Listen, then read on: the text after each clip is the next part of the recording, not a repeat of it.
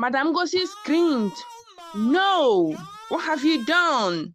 Her voice was filled with terror, and her once calm, composed face twisted into rage. She rushed towards Uzoma, her hands shaking so violently that she could barely keep her balance. Chika and Femi were shocked by Madame Ngozi's sudden change towards Uzoma. She pulled everything and everyone out of her way.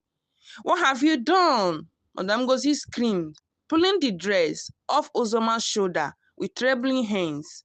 "You have finished me. You have ruined everything. Get out. You must leave. Get out now." She yelled as she kicked everyone out of the shop. Her body trembled and her voice cracked, echoing through the shop and sending shivers down everyone's spine. Chika and Femi stood there, numbed and too shocked to move. Madame Ngozi had always been calm and kind. They had never seen her being so upset. With tears in her eyes, she turned to them, her voice filled with pain. "You have to leave. All of you, get out of my shop."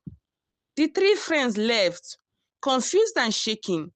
Madame Ngozi's anger left them speechless, and they could not understand what had just happened. Why was the rule so important?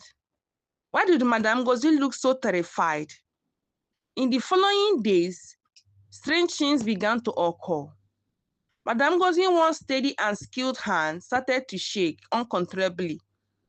At first, she tried to ignore it, but the shaking only worsened. She could no longer sew like she used to, and her stitch began to fall apart. Dresses that had once fit perfectly were now loose and crooked. Each stitch she attempted fell apart.